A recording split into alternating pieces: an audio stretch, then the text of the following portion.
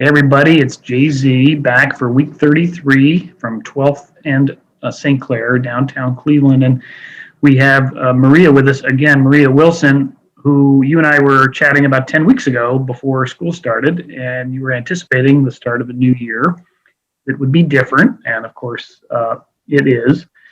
Um, so you've been with your K kiddos now for a while, but they're all on computers. So what was it like in like the first couple of weeks, for some of these new scholars who are trying to navigate school on a computer?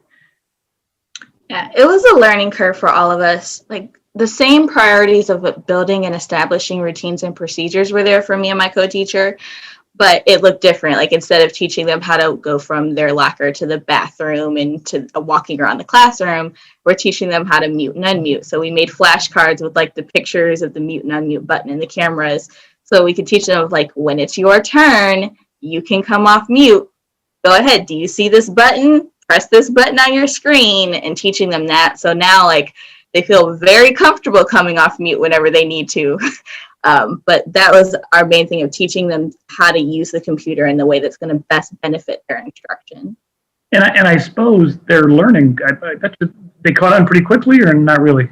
Yeah. Yeah, they caught on pretty quickly. Sometimes they'll have moments where they're like, I don't know how to come off mute. It's like, yes, you do, because you're off mute right now.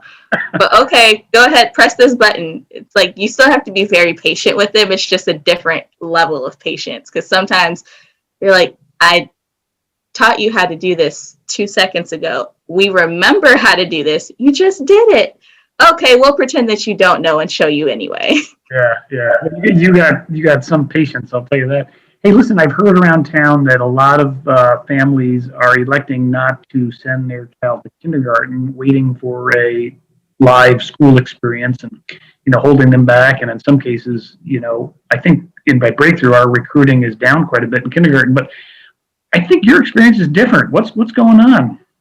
Yeah, at Willard, our enrollment keeps going up. We have the second largest kindergarten class I've had in my 5 years at Breakthrough. I have 30 scholars in my class right now, which is fine. Like the more of them that are able to learn, the better. But it's interesting because just makes us think about like for the future plans. But we have like at the beginning of the year, we had issues with enrollment, and then I don't know if it's maybe some families were realizing that this was going to be less temporary and more of a semi-permanent solution. Mm-hmm. So they started to enroll their scholars. I also think the fact that we have remote learning centers that are available to any enrolled family is definitely something that is more of a deciding factor on bringing students in.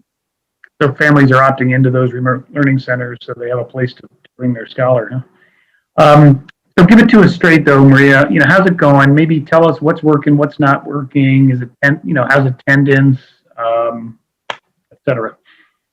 Yeah, I'll start with attendance. Attendance is one of those things where with kindergarten, we find it's usually lowest at any of the schools. Same with us. I have noticed like our afternoon kids do log in a little bit better than our morning kids. And I've gotten a lot of practice with communicating with our families and letting them know that one, I care about you and your scholar, and two, I care about you and your scholar so much that I want them to be on. And if they're not going to be on, let me know why. We will find a way for them to make up that work or adjust. It's a little rough with knowing that sometimes some of the technical issues are really hindering the educational process, whereas like when students come off mute, we can't hear them, or we can hear them, and there's also a lot of static in the background, or they have internet connectivity issues, like the power went out in Lakewood earlier this weekend, and some of our students were unable to log in because they didn't have access to internet because their power was out. Like, that's really been a little disappointing and also discouraging, but it's really nice to know that kindergartners' personalities shine through a computer. I love my kids. We have fun all of the time. On Friday, I taught my afternoon math lesson in a T-Rex suit for the entire hour, and 100% of them were on board for the entire time. It was one of the most fun lessons we've had. And just being able to have fun with them and also see how they are at home, they're a lot more comfortable. So seeing how they interact with the other adults in their life. Sometimes we'll hear them talk to their parents and we're like, but you don't talk to us like that. Please be kind to your family members. Just they're so adorable and cute, and also it makes me excited to wake up every day and teach them, even though it's through a computer. Wow. Well, you certainly do have a great, fantastic attitude. And I suppose one thing might be kind of better is you're getting to know the family members, right? Because aren't they helping the kindergartner navigate a little bit? Yeah, for those who are at home or at not at daycare, we're learning about all of the family members. We're not only meeting mom and dad, but we're meeting grandma, we're meeting auntie, we're meeting your cousin, your big siblings, the amount of pets that we've learned about and actually got to see. It's almost like show and tell during the breaks. Like, oh, do you want to see my dog? Oh, this student has a snake. And we're like, oh, okay, all of the things. Well, it sounds like it's a meaningful way for teachers like you to connect with family members, which is super important to build that relationship. And I wonder if that connection will have a positive impact on our student retention and nutrition. Have you lost any kids this year so far?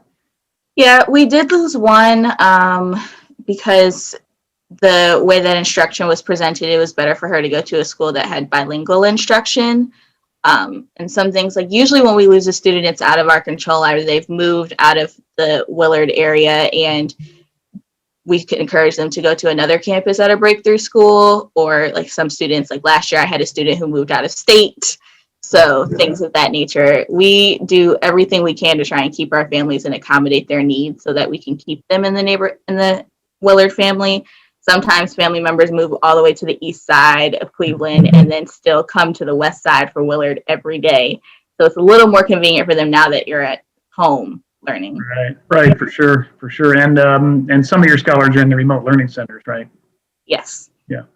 All right, last question. I presume that, the best laid plans that you had for opening day in the first few weeks, maybe things had to change because, we're doing this for the first time. What are some things that you had to kind of pivot, or maybe some learnings that you had to kind of change up what you were doing, you and your fellow teachers?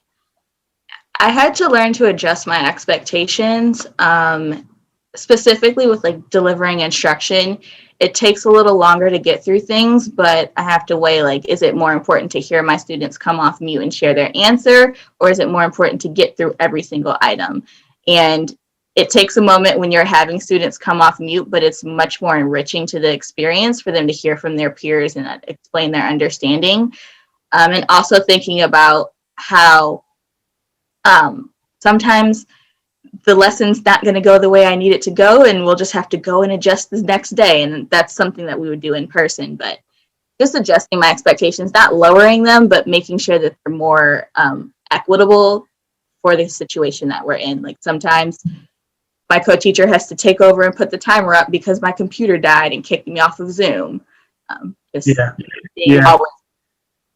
Well, I admire you and your fellow teammates so much. Unfortunately, we got the good news that issue 68 passed, and so that's good. So that helps break through a lot. Hey, any message to the people watching that they should know before we sign off? If you're able to support Breakthrough, please support Breakthrough. If you know someone who has a student who is looking for a school home, tell them about Breakthrough Schools. We are doing many phenomenal things in our virtual classrooms, and I have never been more proud to work for an organization full of educators who care so deeply about their students. Super way to end this conversation. Maria, it was great to see you again. Good luck for the rest of the year. I know when November comes around, teachers and everybody hit that, like, I got to press through to Thanksgiving. So I know you're going through a lot, and we appreciate you so much. And so thanks for joining me. And as Maria said, if you do want to support us, go to breakthroughschools.org, click on the Victory Fund, and continue to support our scholars. It's Jay-Z signing off, week 33, and we'll see you next week. Take care, Maria. Thank you.